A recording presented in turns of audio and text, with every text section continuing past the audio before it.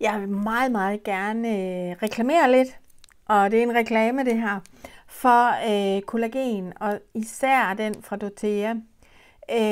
Og det er fordi, at jeg har holdt en pause, efter at have taget det i 3 måneder, så holdt jeg en pause på 5 dage, for jeg var rentør.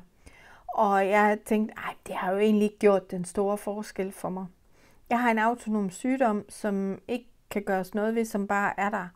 Og det handler om, at det udtørrer alle mine slimhinder, det vil sige mine øjne og min mund er fuldstændig tørre.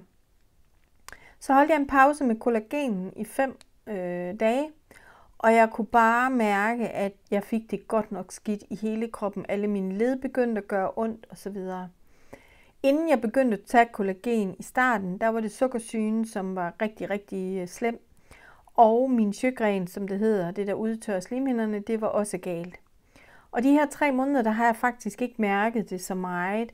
Jeg har arbejdet på at få mit blodsukker nedad, men samtidig med, så kunne jeg også mærke, at min krop havde det faktisk nok egentlig okay. Så holdt jeg de her 5 dages pause. Det kan jeg sige, det gør jeg ikke igen, fordi det var simpelthen vildt at mærke, at bare efter den første dag, efter den første indtag af det her pulver, der havde jeg det helt anderledes. Der kunne min krop virkelig følge med. Så har du lyst til at høre mere om det, så tag fat i Stine Powerful Body Care eller Stines Hus. Og så vil jeg gerne guide dig og råde dig til, hvad måske kunne være godt for dig. Jeg vil ønske dig en fantastisk dag.